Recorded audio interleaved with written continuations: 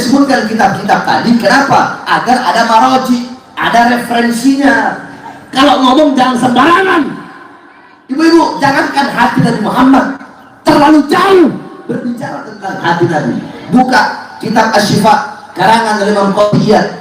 Di situ dijelaskan darahnya Nabi suci, air kencingnya Nabi suci, kotorannya Nabi suci. Jadi awas, hati-hati berbicara tentang hati Nabi Muhammad. Abdullah bin Zubair ketika Nabi habis hijamah, kalau hijamah bekam, Nabi Muhammad habis bekam, darahnya dikasih kepada Abdullah bin Zubair. Wahai bin Zubair, buang ini darahmu di tempat yang tidak dilihat oleh manusia manapun. Dibawa darahnya Nabi Muhammad. Ketika dibawa darah Nabi, dia lihat ada orang, dia minum darah Nabi Muhammad SAW. Dia balik, ya Rasulullah, sudah aku buang. Di mana? Di tempat yang aman, nggak ada manusia yang bisa lihat. Di mana? Di perut. Mau lihat dalam perut. Apa kata Rasulullah? Setiap darah yang bercampur dengan darahku, maka haram jasadnya disentuh oleh api neraka. Ketika perang Uhud, betisnya Nabi Muhammad terkena anak panah sehingga muncrat darah Nabi Muhammad. Dikecup oleh Malik ibn Sinan, dikecup sama Malik ibn Sinan. Ketika dikecup, Nabi Muhammad berkata, keluarkan, muntahkan darahku. Apa kata Malik ibn Sinan? Tidak ya Rasulullah, aku tidak mau memuntahkan darahmu, aku ingin darahku bercampur dengan darahmu. Apa kata Rasulullah? Haram jasadmu disentuh api neraka. Rasulullah SAW, beliau punya wadah itu untuk beliau kencing.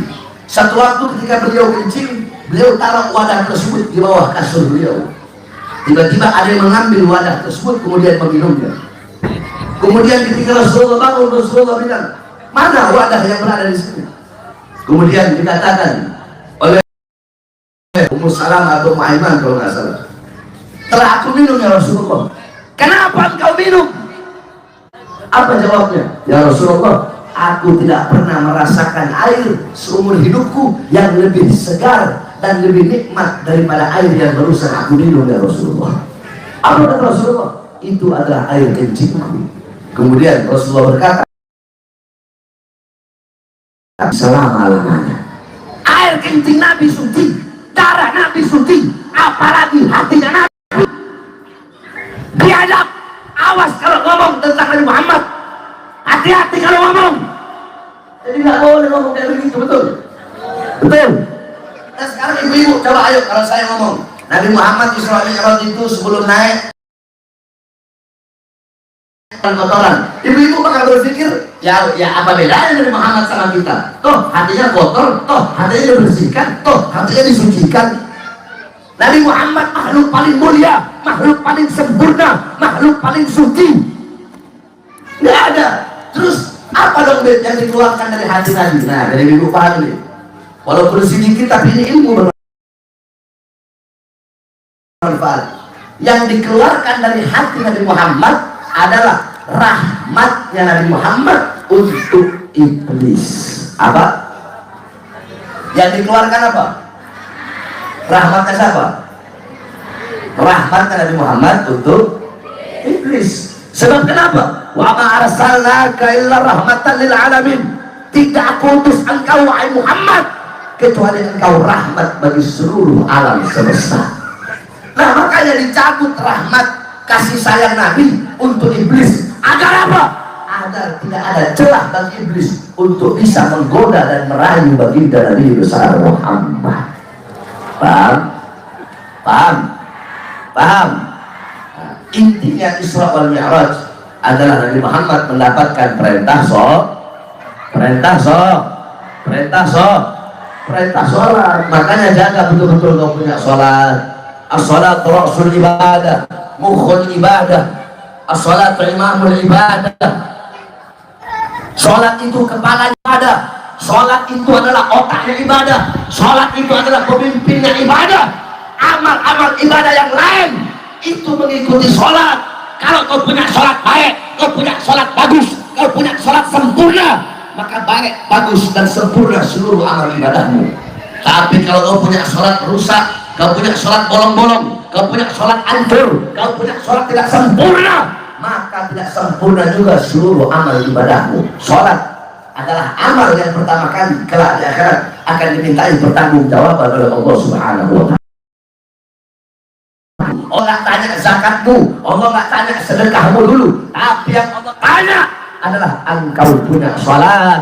Sholat itu adalah pemimpin ibadah. Amal ibadah yang lain itu ikutin sholat. Jadi kalau ibu-ibu sholatnya baik, maka seluruh amal ibadah akan ikut baik. Kalau sholatnya ibu-ibu rusak, nggak sempurna, hancur, maka seluruh amal ibadah juga bakal hancur. Idza taghayyarur ru'us, kaidahnya begini kaidahnya. Idza taghayyarur ru'us, taghayyarul mar'us. Kalau pemimpin rusak, maka yang dipimpin pun akan rusak. Pemimpinnya ibadah apa? Pemimpin ibadah apa ibu? Pemimpin ibadah berarti kalau rusak, maka seluruh amal ibadah yang lain pun akan rusak. Makanya wasiat saya, jaga betul-betul kau punya sholat. Beb, saya bisa sholat di masjid. Nggak bisa sholat di masjid, sholat di rumah. Beb, nggak bisa sholat awal waktu. Nggak bisa sholat awal waktu, sholat tengah waktu. Beb, nggak bisa sholat tengah waktu. Nggak bisa sholat tengah waktu, sholat akhir waktu. Beb, nggak bisa sholat akhir waktu. Nggak bisa sholat akhir waktu, disolatin. Beb, nggak bisa sholat jamaah, sholat sendiri. Yang penting jangan tinggalkan sholat. Jangan tinggalkan sholat. Makanya ibu-ibu, ya, ibu-ibu di sini yang hadir nih. Ada satu cerita, saya cerita sama ibu ya. Ada seekor sapi. Apa dulu? Ini sapi membanggakan dirinya. Kata sapi begini, aku lebih mulia daripada kambing, karena badanku lebih besar, lebih bermanfaat. Kata kambing, ya memang sapi lebih mulia dari aku, tapi aku juga badanku bisa dimakan, sehat, bermanfaat, bikin orang kuat. Setidaknya aku lebih mulia daripada seekor ayam. Jadi kata sapi, sapi lebih mulia dari kambing. Kata kambing, kambing lebih mulia dari ayam. Nah ayam bilang,